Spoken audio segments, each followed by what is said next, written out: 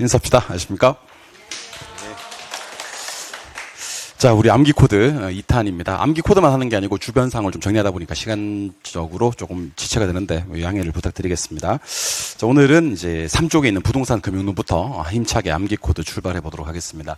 이번 시험에 나올 가능성이 상당히 높은 게 부동산 금융의 3가지 종류입니다. 아니라고? 무슨 소리야? 아닙니다.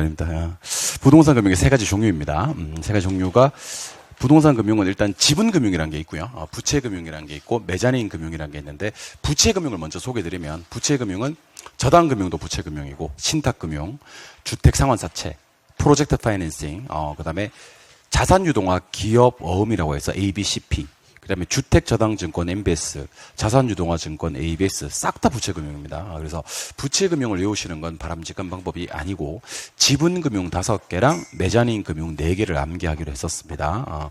지분 금융 5개는 신조리 증권 이렇게 해서 신조리 증권 이렇게 해서 신디케이트, 조인트 벤처, 리츠 증자 펀드, 신조리 증권 이렇게 이해하시고 보통주 그냥 하나 정도 더 기억하시면 좋을 것 같고요. 메자닌 금융은 표현에 어떤 표현이 나오냐면 조건을 붙여요. 뭐 신주 인수권부 이렇게 조건을 붙이는 경우가 있고, 그 다음에 바뀐다라는 표현을 붙입니다. 전환사채, 전환된다. 그리고 얘가 중간 형태이기 때문에 지분과 부채 중간 형태이기 때문에 순위가 얘보다는 앞서고 얘보다는 뒤진다라는 측면에서 후순위 대출, 우선주, 우선된다, 후순위 된다 이런 표현이 나와요. 그래서 신주 인수권부 사채, 전환사채, 후순위 대출, 우선주 암기할 때는 메자닌 신전 후, 메자닌 신전 후 이렇게 기억하기로 했었습니다. 아시겠습니까? 예.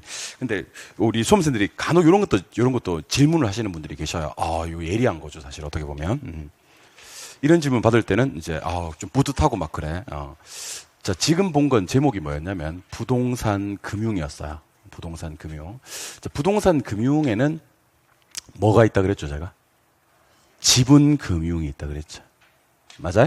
또 부채 금융이 있다 그랬죠. 뭐 좋습니다.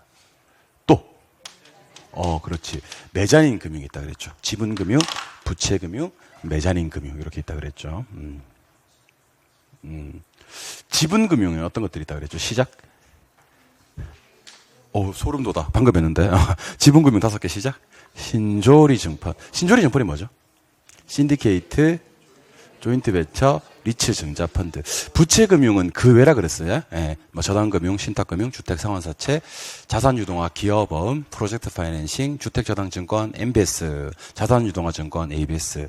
메자닌 금융은 메자닌 신전 후 그랬잖아요. 그죠? 예, 오케이. 그러면 이건 제목이 뭐였죠? 부동산 금융. 근데 뒤에 가시면 이제 우리가 뭐 내용은 중복되는 것도 있긴 한데 부동산 증권이라는 걸 공부하게 돼요. 부동산 증권에는 뭔 증권과 뭔 증권이냐면 지분 증권과 부채 증권 2개밖에 없습니다. 메자닌 증권 하지는 않습니다. 그럼 지분 증권에는 어떤 것들이 있냐면 요 5개 중에서 앞에 거 3개 가져와요. 신조리. 오케이? 부채 증권은 뒤에 거 2개 가져오거든요. MBS, ABS. 그러니까 요거까지 이제 정리가 되시면 참 좋아요. 부동산 금융은 끝날 때 금융으로 끝나야 되겠지. 지분 금융, 부채 금융, 메자닌 금융. 지분 금융 5개, 부채 금융은 그 외, 메자닌 금융은 4개. 되셨어요? 부동산 증권은 이제 요걸 5개를 한꺼번에 암기할 때는 신조리, MA 이렇게 암기하거든. 신조리까지는 지분이고 MA가 부채 증권이 지분 증권이고 MA가 부채 증권이 됩니다. 그래서 왜 우리 그런 얘기 했었잖아. 허프의 확률 모형하고 주택조합하고 지분증권하고 3개 합쳐가지고 무슨 면에 가면? 수거면에 가면 무슨 리도 있고 신조리도 있고 지직리도 있다 그랬지 않습니까? 그렇죠? 그러니까 신조리는 지분증권, 신조리 증권하면 지분금융. 표정 이상한데? 저당금융, 신탁금융, 주택상환사채, 자산유동화 기업어음 ABCP, MBS, ABS 하면 부채금융. 그 중에서 MBS와 ABS는 부채 증권 이렇게 하시는 겁니다. 이해하셨죠? 부동산 금융은 몇 개? 3개. 부동산 증권은 몇 개? 2개. 지분증권과 부채증권이 있는데 지분증권 뭐? 신조리, 부채증권, MA 이렇게 이해하시는 겁니다. 하실 수 있겠어요? 예. 어쨌든 그리고 또 조심하셔야 될 게 하나 있습니다. 지분금융에 신이 있고요. 부채금융에도 신이 있고요. 메자닌 금융에도 신이 있습니다. 쓰리신이지. 자, 지분금융의 신은 신디케이트. 뭐야? 신디케이트. 부채금융의 신은 신탁금융. 무슨 금융이에요? 신탁금융. 메자닌금융의 신은 신주인수권부사채. 뭐야? 신주인수권부사채. 그래서 우리 암기 코드만 기억하시면 나중에 신조리 증펀 하다가는 신 뭔지 모르고 그러면 조금 거시기 하다 진짜. 신조리 증펀 할 때 신은요, 신디케이트를 얘기하는 거고요. 메자닌 신전 후 할 때 신은요, 신주 인수권 부사채를 얘기하는 거고요. 신탁금융은 은행에 돈 빌려오는 건데 소유권을 내가 가지고 돈을 빌려오는 게 아니라 신탁회사에 소유권 넘겨버리고 수익 증권을 담보로 돈을 빌려오는 형태를 말하기 때문에 부채금융의 형태다라는 것도 알고 계시면 좋을 것 같습니다. 이해하셨죠? 예. 1번 부동산 금융 클리어. 두 번째 조기상환입니다. 자, 우리 부동산 학에서 조기상환에서 반드시 암기하셔야 될 세 가지 사항이 있습니다. 첫 번째는 조기상환은 언제 이루어지느냐. 조기상환은 언제 이루어지느냐. 자, 내가 지금 그 은행에서 대출을 받은 이자율을 저당 이자율이라 그래요. 내가 지금 물거리를 바라보고 있는 이자율이 시장 이자율이고 내가 쓰고 있는 게 비싸야 돼. 근데 시험에서는 내가 쓰고 있는 금리가 시험에 나오는 게 아니야. 왜냐면 내가 쓰고 있는 건 고정금리거든. 바뀌어 안 바뀌어? 안 바뀌어. 내가 지금 뭘 바라보고 있는데? 시장 이자를 바라보고 있는데 그 시장 이자를 말 때 하락할 때, 즉 차입자는 그때 조기상환을 하거든. 싼 놈으로 갈아타고. 그래서 조기상환이라는 것은 금리가 상승할 때 한다, 하락할 때 한다, 하락할 때 한다. 그러니까 조기상환은 금리 하락기 한다라는 것만, 낮아질 때 한다라는 것만 기억하시면 됩니다. 내게 비싸야 돼. 시장이 싸야 돼. 그래서 저걸 쓰고 싶거든. 그래서 금리가 상승할 때 조기상환을 하는 게 아니고 항상 머릿속에는 화살 표시 아래로 하만 기억하시면 돼. 그래서 저 따라 하십니다. 조화를 기억하시기 바랍니다. 나중에 제가 조화하면, 조화가 뭐야? 조기상환은 하락할 때 하는 거다. 그 얘기입니다. 뭐가 좋아? 그러면 안 돼. 좋아. 하락할 때 하는데. 조기상환은 뭔가 상승할 때 하는 게 아니고 하락할 때 하는 겁니다. 오케이? 그리고 조기상환 하나 더 있어요. 조기상환 수수료 없는 금융상품이 있거든. 주택연금. 기억나십니까? 세 번째는 조기상환 위험 부담은 싹 다 투자자가 해요. MPTS도, MPTB도, CMO도. 근데 조기상환 위험도 발행자가 해주는 건 딱 하나밖에 없어요. 누구? MBB. 조기상환 위험 부담을 발행자가 하는 건 MBB 전매 특허 이렇게 얘기하시면 좋습니다. 뭔 말인지 이해하셨죠? 그래서 조기상환 언제 한다? 하락할 때 한다. 좋아요. 조기상환 수수료 없는 것은 주택연금. 조기상환 위험 부담은 원칙적으로 컨셉 누구? 투자자. 하지만 조기상환 위험 부담을 발행자가 하는 건 누가 유일하다? MBB. 이렇게 얘기하시는 겁니다. 이해하셨죠? 예, 좋아요. 이번에는 변동금리입니다. 변동금리는 손가락 3개 이렇게 가져오시면 돼요. 손가락 이렇게 3개. 이자율 조정 주기가 말수록 짧을수록 누구한테서 누구에게로? 대출자에서 차입자에게로 위험이 어떻게 전가된다? 더 전가된다. 그래서 따라 한번 해보세요. 짧을수록 대차 더. 시작. 그래서 우리 부동산 학교는 문제 풀다가 손가락을 3개 꺼내는 경우가 총 몇 번이냐면 3번 있거든요. 첫 번째 손가락 3개 꺼내는 것은요, 저가주택의 수요가 증가되면 하향예가 된다 할 때만 꺼내고, 방금 이자율 조정 주기가 짧을수록 대출자에서 차입자에게로 위험이 더 전가된다 할 때 한번 꺼내고, 마지막으로 손가락 언제 꺼내냐면 신조리 할 때만 꺼내요. 신조리 할 때. 뭐야? 신디케이트, 조인트 벤처, 리츠. 한번 해볼까? 신조리의 공통점은 뭐죠? 지분이에요. 근데 신조는 공통점이 뭐죠? 지분이면서 직접 투자예요. 리는요? 간접, 신은요? 다수, 조는요? 소수. 이거 할 때, 신조리 할 때 손가락 3번 꺼냅니다. 그래서 저 따라 한번 해보세요. 저가 증가 하향. 짧을수록 대차 더. 신조리. 자, 그럼 이제 문제 낼 테니까 대답하세요. 이자율 조정 주기가 길수록 대출자에서 차입자에게로 위험이 더 전가된다. X. 이자율 조정 주기가 짧을수록 차입자에서 대출자에게로 위험이 더 전가된다. X. 주기가 짧을수록 대출자에서 차입자에게로 위험이 덜 전가된다. X. 주관식으로 얘기하세요. 변동금리에서 이자율 조정 주기가 무엇할수록? 짧을수록. 누구한테서 누구에게로? 위험이 어떻게 전가된다? 짧을수록 대차 더. 짧을수록 대차 더. 기억하시기 바랍니다. 그리고 상가. 여러분들 칠판 보세요. 주택 같은 경우는 대출 금액을 산정할 때 LTV랑 DTI를 봐요. LTV랑 DTI를 봅니다.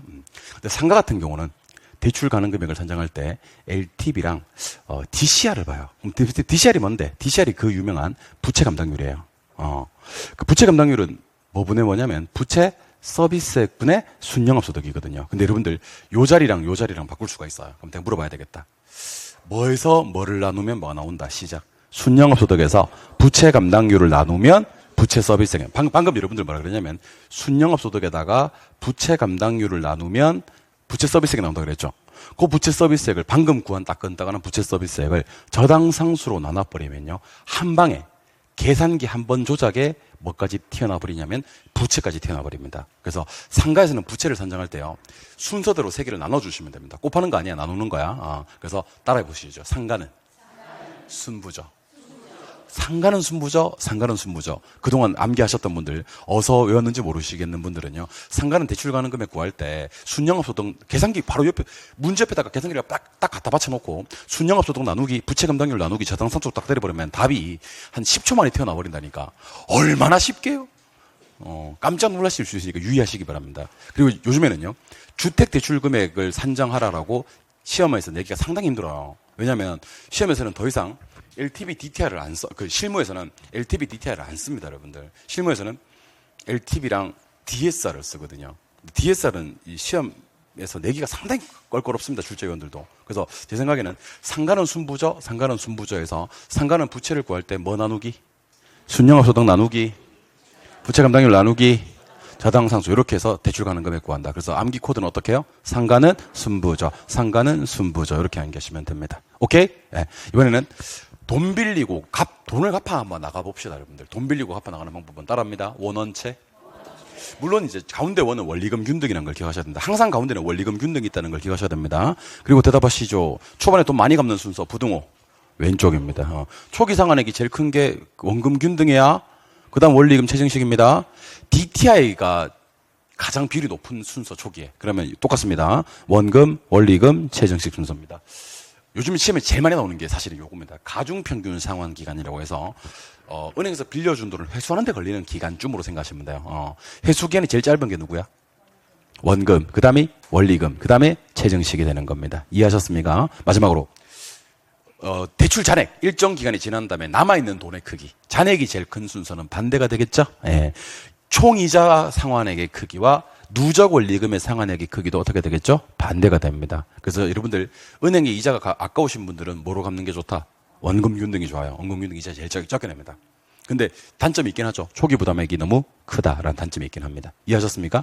여기는 없지만 최근에 또 시험에 꼭 갖다 붙이는 게 하나 있습니다. 만기 일시상환이요. 만기 일시상환은 회수가 가장 빠르고 가장 느리고 은행에다 갖다 바치는 이자 상환액은 가장 작다, 가장 크다. 가장 크다. 그래서 누구보다 더 징한 놈이냐면 최정식보다 더 징한 놈. 최정식은 초매 적게 갚아서 그렇지 나중에는 원리금 같이 갚아 나가거든요. 근데 만기 일시상환은요 끝까지 이자만 갚아요. 끝까지 이자만 갚고 원금은 만기 일시불로 갚는 방식으로서 은행에다 갖다 바치는 총 이자 상환액이 가장 큰 방식이다라고 기억하시면 좋겠습니다. 그래서 따라하시죠. 상환 방식은 원원체. 좋습니다. 이번엔 저당의 유동화. 자, 저당의 유동화는 그 시험에 한 번씩 이렇게 자주 출제되는 건 아니고 근근히 한 번씩 이렇게 2년마다 한 번, 3년마다 한 번씩 이렇게 출제가 되거든요. 근데 그것 때문에 외울 수가 없어. 저당 유동화 되면 좋은 점이 자가 소유 비중이 증가되고요. 주택 건설이 촉진되고요. 주거는 안정되고요. 대출 여력이 확대되고요. BIS가 제고된다. BIS는 은행의 자기 자본 비율을 얘기하는 건데 그게 올라갑니다. 이렇게. 유동성이 증가되고요. 유동성 위험이 감소되거든요. 근데 이걸 다 외울 수가 없다고. 그래서 저당의 유동화의 효과는 어떻게 암기하시냐면 굿 하시면 돼요. 굿이 뭐야? 좋은 거야. 혹시 또 중국어 좋아하는 분들 계실까봐 중국어로는 좋을 호자 읽을 때는 how 이렇게 읽습니다. how 이렇게 좋습니다 하는 겁니다. 아시겠어요? 유동화 효과는 어떻다? 좋다. how 이렇게. 혹시 일본어 좋아하시는 분들은 스고이 데스네 이렇게 하시면 됩니다. 이 데스네 이렇게 하시면 좋습니다 이렇게 되는 겁니다. 예? 못해요? 아무튼 그러면 제가 유동화 효과 그 시험에 그동안 나왔던 역대 시험 문제를 좀 알려드리겠습니다. 저당이 유동화되면 MBS 제도가 활성화되면 자가주택 공급이 축소가 된다. 자가주택 공급이 축소되는 건 안 좋은 거잖아. 유동성이 감소된다. X. 유동성 위험이 증가된다. 상식적으로 얘기해봐. 위험은 뭐 되는 게 좋고 감소되는 게 좋고 유동성 자체는 증가되는 게 좋고 자가주택 소유 비중은 뭐 되는 게 좋다? 증가되는 게 좋다. 그래서 암기 코드입니다. 저당 유동화의 효과는 영어로 중국어 우리말로 일본어 알았어요. 예. 그 정도로 합시다. 이번에는 주택저당증권 MBS 암기 코드를 좀 소개해드리겠습니다. MBS 암기 코드는 총 몇 가지냐면 두 가지 암기 코드가 있습니다. 일단 첫 번째는요. 그 저당권을 왜 가져가죠? 채무불이행 때문에. 예. 원리금을 왜 가져가죠? 조기상은 위험. 그 다음에 뭐예요? 콜방어, 그 다음에 초과담보입니다. 그래서 순서 5개를 여러분들이 암기 코드로 암기해 두시기 바랍니다. 따라합니다. 저원이 콜초, 시작. 저원이 콜초인데, 저원이에 꼴초가 있는 거야, 저원이에. 오브 데어 원이에 꼴초가 이렇게 있다니까. 헤비 스모커. 저원이 콜초. 저거 뭐야? 저당권, 채무불이행입니다. 원리금, 조기상한 위험. 그러니까 아무 말 없이 위험 그러면 조기상한 위험이에요. 채무불이행 위험은 꼭 채무불이행 위험이라고 따로 공부하셔야 돼요. 그리고 저당권 가져가는 놈이 채무불이행 위험을 하는 거예요, 사실은. 그 다음에 콜은요.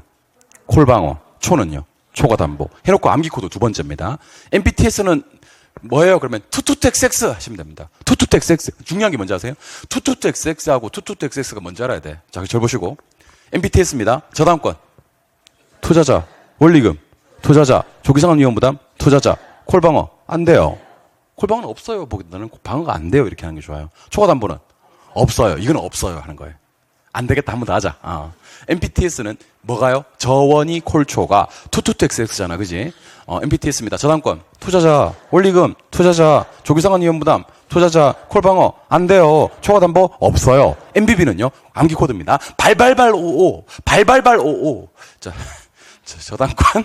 발행자. 원리금. 발행자. 위험 부담. 발행자. 콜방어. 돼요. 초과담보 있어요. 대가리 치워드릴까? 이제 초과담보 있어요. MPTB와 CMO는요, 저원이 콜초가 발투투X 세모, 이렇게 합니다. 저당권은? 그래서 최근에 이게 많이 나와요. MPTB와 CMO는요, 채무불이행 위험 부담은 누가 하는 거야? 발행자가 하는 거야. 근데 조기상한 위험 부담은 누가 하는 거지? 투자자가 하는 거지. 이걸 바꿔서 내기가 참 좋아요. 다시. MPTB와 CMO는 발투투입니다. 저 채무불이행 위험, 저당권은 누구? 발행자. 원리금은 누구? 투자자. 그럼 조기상한 위험 부담은 누구? 투자자. 콜방어는 안 되고 초과담보는 있긴 있는데 중간 정도의 초과담보가 있습니다. 그래서 누구보다는 초과담보가 많냐면 아예 없는 MPTS보다는 초과담보가 많고요. 초과담보가 있는 MBB보다는 적은 초과담보를 필요로 하는 것이 바로 MPTB와 CMO가 됩니다. 그래서 공부하시는 방법입니다. 자, 일단 5개 순서는 어떻게 잡으시고요. 저원이 콜초. 좋아요? 저원이 콜초가 MPTS는요. 투투투XX. MBB는요. 발발발 55, MPTB와 CMO는요, 발투투X 세모, 이렇게 기억하시기 바랍니다. 방금 얘기하셨던 투투투XX, 발발발 55, 발투투X 세모는 무엇이? 저원이 콜초가. 저원이 콜초 모르면 안 돼. 투투투XX, 뭐가? 몰라. 그러면 안 돼. 투투투XX, 뭐가? 저원이 콜초가. 발발발 55, 뭐가? 저원이 콜초가. 발투투X 세모, 뭐가? 저원이 콜초가. 암기 코드였습니다. 계속 갑니다. 지분증권. 3개 꺼내. 따라하세요. 신조리 해봐. 시작. 신조리는 공통점이 있어요. 왜? 지분밖에 공통점이 없어요. 오케이? 신조리 세세 공통점은 지분이에요. 지분증권이거든. 근데 신조는요, 지분이면서 직접이야. 리츠는 간접이고, 신디케이트는 다수예요. 조인트 벤처는 소수고. 근데 그럼 리츠는요, 제일 다수예요. 리츠는 왜 제일 다수냐면, 리츠는 상법상 주식회사로만 설립이 되거든, 우리나라는. 그러니까, 리츠는 제일 다수. 그러면 요거 보면서 한번 대답해 볼까? 보면서. 자, 잘 보시고. 보면서 얘기하셔도 돼요? 제가 누군가요? 저는 지분이에요. 신조리 하시면 돼요. 다시. 내가 누군지 얘기하세요. 저는 지분이에요. 신조리. 저는 지분인데, 저는 직접이에요. 신조! 이렇게 하시면 돼요. 신조! 이렇게 하시면 돼요. 오케이? 저는 지분인데, 저는 다수예요. 신리가 지분이면서 다수예요. 저는 지분이면서 간접이에요. 리밖에 없어요. 다시 해야 되겠습니다. 안 되겠습니다. 저는요, 지분인데 소수예요. 조 하나밖에 없어요. 저는 지분인데 간접이에요. 리 하나밖에 없어요. 저는 지분인데 직접이에요. 신조. 저는 지분이에요. 신조리. 저는 지분이면서 직접이에요. 신조. 저는 지분이면서 간접이에요. 리. 저는 지분이면서 다수예요. 신리. 모르니? 신리? 그렇게 얘기하시면 됩니다. 오케이? 이번에는 시험에 반드시 나오는 자본금. 어디 자본금? 부동산 투자회사의 자본금입니다. 요거 우리 어떻게 암기하게 됐냐면, 자, 저를 보시고요. 57에 35, 빵빵, 시작. 그 빵빵은 이제 0을 뒤에는 최저자본금은 보통 10배 넘으니까 빵빵해서 0을 추가하라는 얘기입니다. 제가 물으면 대답해 주시기 바랍니다. 보지 말고 한번 해보자. 보지 말고. 자기 최저 70억입니다. 깝깝합니다. 깝깝합니다. 뒤에 게 최저인데 앞에 게 설립이고 최저가 훨씬 많아요. 깝깝합니다. 보고 하세요. 보고 하세요.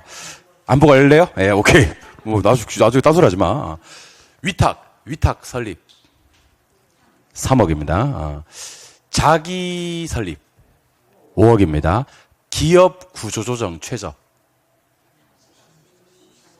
50억입니다. 30억은 아예 없습니다. 30억은 없는 걸 만들어내지 마시기 바랍니다. 57에 35 빵빵 다시 갑니다. 안 되겠습니다. 다시 갑니다. 암기하셔야 돼 이거. 자기 설립 5억. 이제 정신 차렸네. 위탁 최저 50억. 봐, 잘하잖아.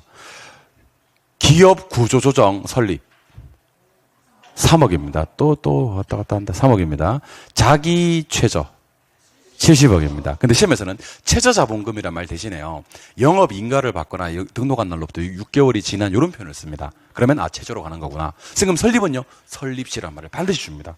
설립자본금은 설립시란 말을 반드시 주니 걱정하지 말고 영업인가를 받거나 등록한 날로부터 6개월이 지난 이란 말이 뜨면 뭐가 되는 거예요?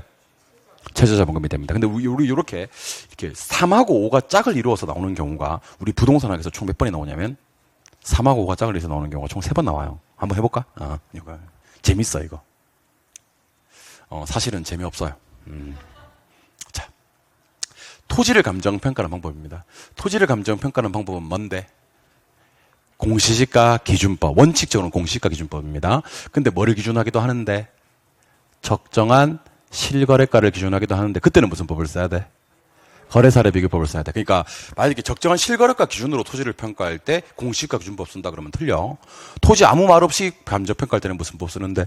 공시지가 기준법 쓰는데 적정한 실거래가를 기준으로 평가할 때는 무슨 법을 쓴다? 거래사례 비교법을 쓴다. 근데 이때 이 거래사례가 용도지역에 따라 다르다 그랬지.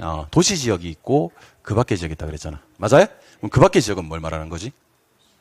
그러니까 도시 그 밖의 지역이 어디야? 관농자를 얘기하는 거야. 관농자. 내가 너무 깝깝해요, 여러분들.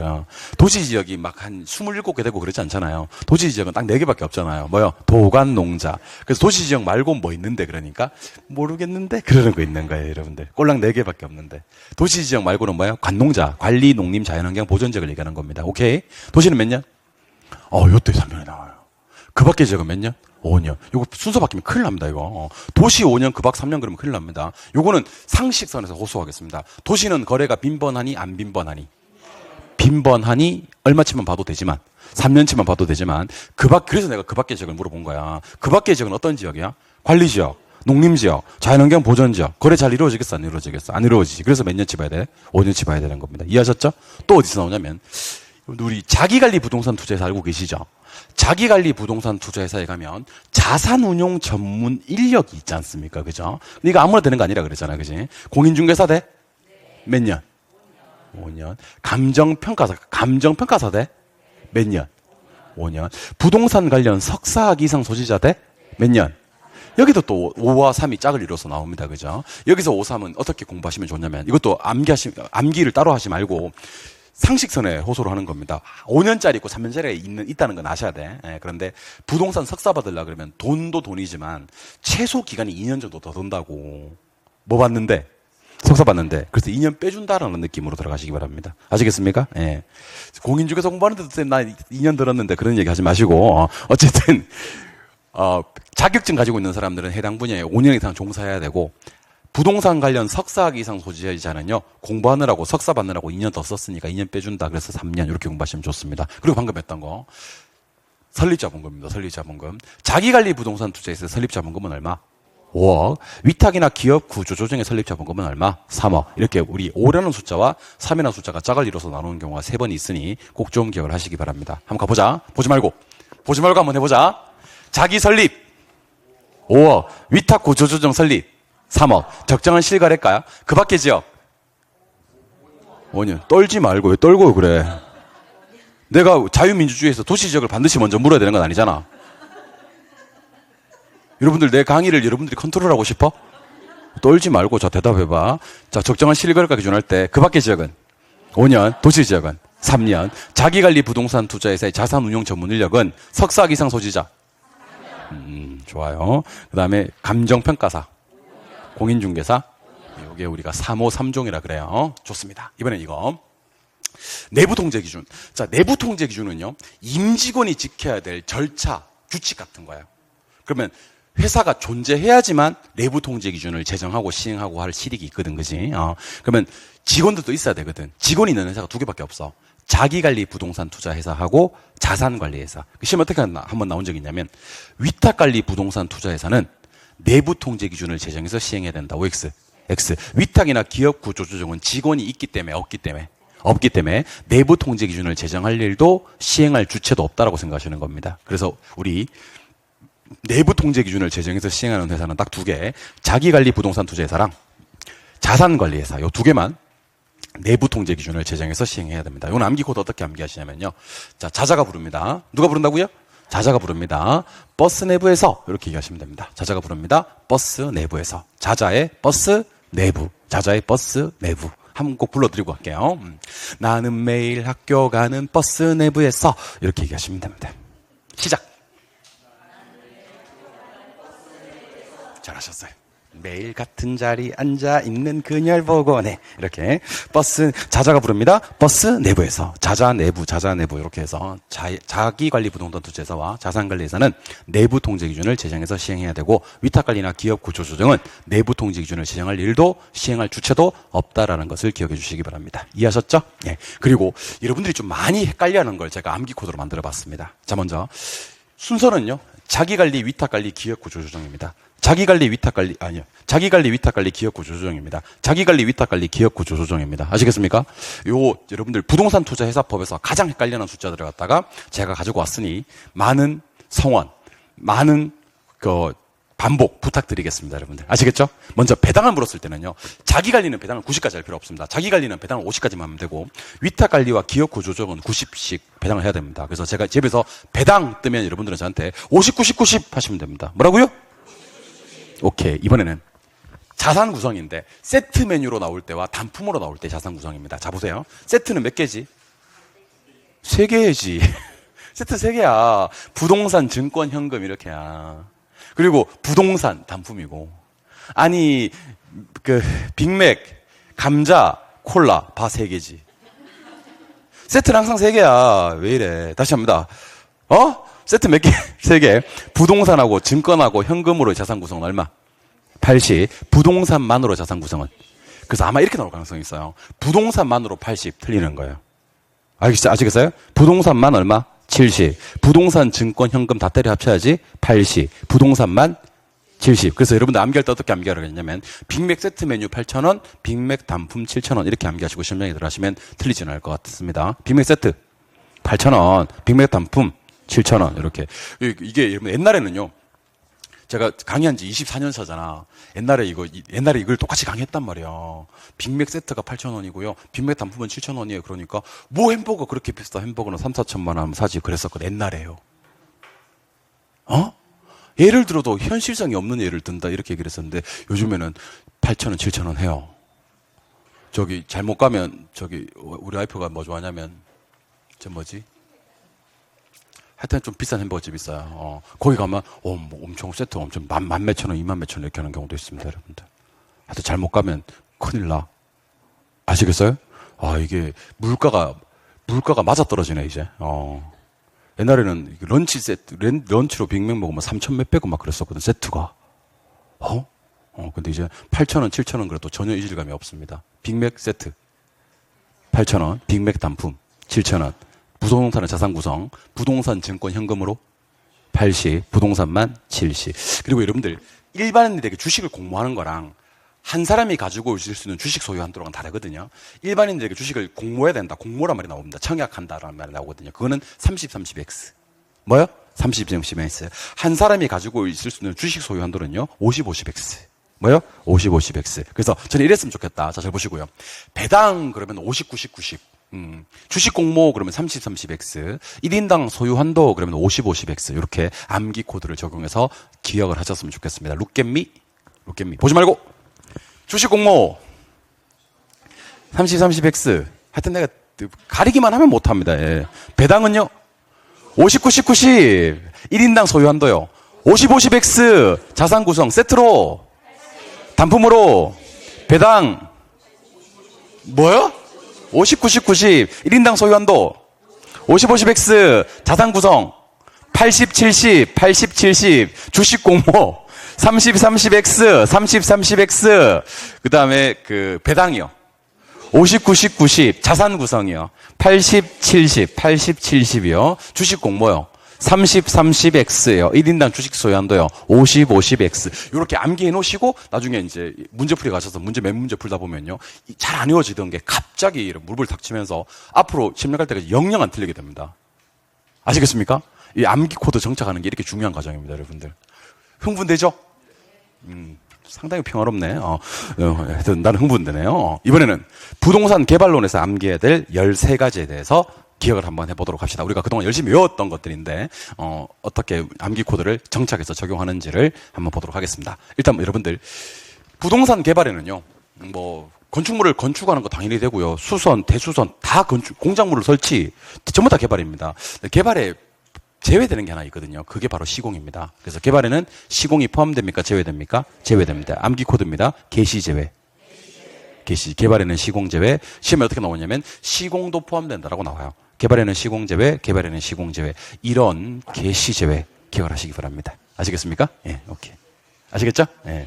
이런 개시 제외 이렇게. 이런 개시 제외 이렇게. 이런 개시 제외 이렇게 합니다. 개시 제외. 두 번째, 부동산 개발의 7단계. 이거는 암기해 놓으면 무조건 맞추는 거지. 몇 단계? 7단계. 시작. 아예부터 근검마. 아예부터 근검마. 아예부터 근검마. 아예부터 근검마. 아이디어. 그 다음, 예비적 타당성. 그 다음, 부지매입. 그 다음, 타당성. 그 다음, 금융, 건설, 마케팅. 아예부터 근검마. 아예부터 근검마가 개발의 7단계입니다. 하실 수 있겠죠? 이번에는 부동산 개발의 위험. 부동산 개발의 위험은요, 3가지 위험이 있습니다. 법률적 위험, 시장 위험, 비용 위험이 있는데, 암기할 때는 법으로 11일 가려보자! 이렇게 암기하시면 됩니다. 법 12 하시면 돼요. 자, 우리 앞에서 배웠던 부동산 투자의 위험은 따라합니다. 사금법인유. 부동산 투자할 때 위험은 사금법인유. 개발할 때 위험은 법 12 하시면 됩니다. 개발의 법 12, 투자의 사금법인유, 투자의 사금법인유, 개발의 법 12, 암기해 주소서. 알겠죠? 개발 법 12, 투자 사금법인유, 투자 사금법인유, 개발의 법 12가 있습니다. 적고 계시는 분들은 나중에 투자론 파트 가면 부동산 투자 위험, 사금법인유, 사업상의 위험은 시운이치, 부채는 금융적 위험, 부금 다 써놨다 내가. 항상 적기 전에 생각해. 내가 써놨을 거라고. 아시겠어요? 내가 다 써놨습니다. 투자의 위험, 사금법인유, 개발의 위험, 법 12. 좋습니다. 개발의 타당성 무서. 요거는 제가 암기 코드를 다르게 적용해왔습니다. 개발 타당성 무서는 GCC 타투 그러면 조금 곤란해. 왜 GCC 타투 그러면 조금 곤란하냐면 시장이 먼저고 시장성이 그 다음이거든. 그래서 암기할 때는요, 암기 코드 다르게 적용합니다. 지시성 타투 시작. 지가 뭐야? 지역경제. 시장이 먼저. 그리고 시장성. 그 다음에 타당성 투자. 지시성 타투. 지시성 타투. 다시 시작. 지역경제, 시장성, 타당성 투자 분석이 부동산 개발 사업의 타당성의 5단계 분석입니다. 그리고 간혹 문제 풀다 보면요. 이게 재개발의 종류가 보전 재개발이 있고 수복 재개발이 있는데 수복 재개발이 지문에 어떤 단어가 나오냐면 왜 이래? 수복 재개발 지문에 어떤 표현이 나오냐면요. 자, 보세요. 수복 재개발 표현에 이런 표현이 나와요. 현재 대부분의 시설을 그대로 보존하면서 이런 표현이 나옵니다. 그래서 이게 얼핏 잘못 보면요. 무슨 재개발 같아 보이냐면 보존 재개발 같아 보여요. 근데 뭘 보고 판단하시냐면 재거를 보고 판단하셔야 됩니다. 여러분들 보존 재개발 있죠. 보존 재개발. 보존 재개발은 재갈 것도 없어. 재갈 게 없는데 사전에 방지하는 거야. 그럼 재간다는 말이 나오는 순간 무슨 재개발이 되는 거야? 수복 재개발이 되는 거지. 이해하셨죠? 그래서 제가 하는 재개발이 무슨 재개발인지 얘기해봐. 현재 대부분의 시설을 그대로 보존하면서 노후 불량화 요인만을 제거하는 재개발은 보존 재개발이다. OX, X. 이건 수복이고 사전에 노후 불량화 진행을 방지하기 위해서 채택하는 소극적인 재개발, 가장 소극적인 재개발 이렇게 나온다니까. 그게 보존 재개발이 됩니다. 그래서 제거 있으면 제거된 거는 뭐로 가고 수복으로 가고 사전이란 말이 나와야지 보존이 되는 겁니다. 암기 코드 하나 적용합니다. 따라해보세요. 사전, 보전. 사전하고 전으로 끝나면 보전하고 전으로 끝나. 아시겠어요? 보전이 되려 그러면 꼭 지문에 뭐가 떠야 돼? 사전. 사전보전. 사전보전. 사정보전 그러면 안 돼. 사전보전. 사전보전. 제거는 수복, 사전보전. 제거는 수복, 사전보전. 제거는 수복, 사전보전. 이렇게 이해하시기 바랍니다. 아시겠습니까? 좋아요. 이번에는 정비사업입니다. 정비사업 몇 개 있는데? 3개 있는데. 무슨 사업이 있어요? 주간경 개선 사업, 재개발 사업, 재건축 사업이 있습니다. 근데 저는 다른 거 다 집어치우고 정비 기반 시설만 볼 겁니다. 뭐만 볼 거라고요? 정비 기반 시설. 근데 저 보세요. 정비 기반 시설이 극히 열악한 경우가 있고요. 정비 기반 시설이 그냥 열악한 경우가 있고요. 정비 기반 시설이 양호한 경우가 있습니다. 그래서 어차피 글자 수 3개 똑같은 게 2개가 있거든. 재건축이 있고 재개발이 있는데 재건축은 번외로 뺄 거야. 여기 다른 데로 뺄 거야.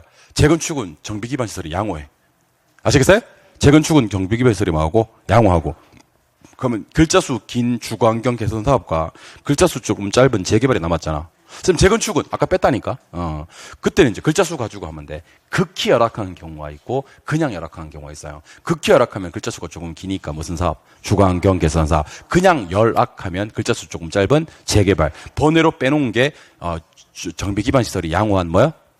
재건축 사업이 됩니다. 그리고 뭐 노불량화 건축물이 뭐 과도하게 밀집돼 있다 이런 것도 있긴 한데 어차피 시험에서는 컨트롤 C, 컨트롤 V만 하기 때문에 여러분들은 다른 건 다 집어치우고 정비 기반 시설만 볼 겁니다. 정비 기반 시설이 순서대로 안 할 겁니다. 저 보시고 정비 기반 시설이 열악하면 재개발, 양호하면 재건축, 정비 기반 시설이 극히 열악하면 그렇게 암기하시면 됩니다. 이번에는 민간 개발 방식이에요. 사업 수탁 방식과 토지 신탁 방식과 대물 변제 방식이 있거든요. 근데 대물 변제 방식은 절대로 수수료 주고받지 않아요.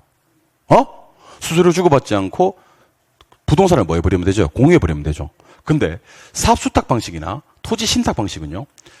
토지 소유자가 싹 다 가져가 버립니다. 아니면 신탁에서는 수익자가 싹 다 가져가 버리고 개발자는 뭘 먹어요? 수수료. 그러면 신탁과 수탁의 공통점이 하나 있는데 신탁과 수탁의 공통점은 누가 다 가져간다? 토지 소유자가 다 가져간다. 개발자는 뭘 먹는다? 수수료. 차이점 하나 있지. 소유권 안 넘어가면 수탁, 소유권 넘어가면 신탁. 자금 조달의 주체가 자금 조달의 명의자가 토지 소유자면 수탁, 자금 조달의 주체가 신탁회사면 신탁이 되겠지. 맞아요? 그러면 어쨌든 수탁과 신탁은 수수료 주고받는 방식이죠. 암기할 때 이렇게 암기합니다. 탁 수수료, 안탁 안 수수료 이렇게 암기합니다. 탁이 뜨면 뭐? 수수료. 탁이 안 뜨면 안 수수료. 그럼 절 보고 대답합니다. 공사비 대물 변제 방식은 수수료 문제가 발생한다. X. 대물 변제 탁, 안 수수료. 사업 수탁은 수수료 문제가 발생한다. O. 신탁은 수수료 문제가 발생한다. O. 왜 수수료 줘야 돼? 이익을 누가 가져가 버렸으니까? 토지 소유자가 다 가져가 버렸으니까 개발자는 수수료라도 먹어야 될 거 아니야. 근데 대물 변제는 뭐겠어? 나눠 가졌잖아. 근데 수수료 또 내라 그러면 안 되지. 나눠 가져가 놓고. 얘는 수수료 문제가 주고 발생하지 않는다. 수수료는 어디서 나온다? 탁. 무슨 탁과 무슨 탁? 수탁과 신탁. 그럼 대물 변제는 탁이야, 탁 아니야? 탁 아니야. 그럼 얘는 수수료 주고받는 방식이 아니라 공유하는 방식입니다. 탁. 수수료. 안탁. 대가리 치워드릴게요. 대가리를 내가 치워드려야 되겠다. 탁. 안탁. 안탁. 탁. 탁. 안탁. 안탁. 탁. 그렇게 이해하시면 됩니다. 이번에는 부동산 관리 유형으로 갑니다. 나도 현타가 옵니다, 여러분들. 괜찮아요. 괜찮습니다. 현실 자각 타임이 옵니다. 자, 갑니다. 부동산 관리에는요, 재산 관리가 있고요. 그 다음에 자산 관리가 있고요. 시설 관리가 있어요. 다행히 시설 관리는 시험장에 가시면 많이 안 걸립니다. 왜냐하면 뭐 설비 운전 보수, 에너지, 청소, 방범 방제, 외주 관리니까. 근데 막상 시험장에 들어가시면 PM 재산 관리와 AM 자산 관리가 좀 헷갈려요. 그래서 여러분들 그 가수 수지가 비염에 걸립니다. 근데 걔는 재산 많아서 괜찮아요. 수지, 비염, 재산 이렇게 얘기하시기 바랍니다. 수입, 지출, 비용, 임대차는 PM이야, AM이야? 다시 물을게요. 수지 비임은 PM이야, AM이야? PM이야. 자산 관리는요, 우리 매제가 프로폴리스를 팔아가지고 자산 증식에 성공을 합니다. 매제 프로폴리스. 저 다른 학원에 가니까 한 분이 이 프로폴리스를 갖다가 일부러 사오셨더라고요. 이거 수업하는 날 나한테 주려고. 그래서 쌤, 매제 프로폴리스입니다. 하고 주도록. 한참, 무슨 말인지 한참 생각했어, 내가. 이거 프로폴리스를 주고 가셨어요, 여러분들. 그렇더라고. 뭐, 사달라는 얘기가 아니야, 그냥. 그런 일이 있었다고. 매제 프로폴리스, 매가 뭐죠? 메인 매가, 재개발, 재투자, 뭐, 리모델링 하셔도 괜찮아요. 매제 프로젝트 파이낸싱, 포트폴리오, 리스. 투자, 리스크, 이런 것들은 AM 자산 관리가 됩니다. 그래서 주로 투자와 관련되는 관리를 재산 관리가 아닌 자산 관리라고 하고요.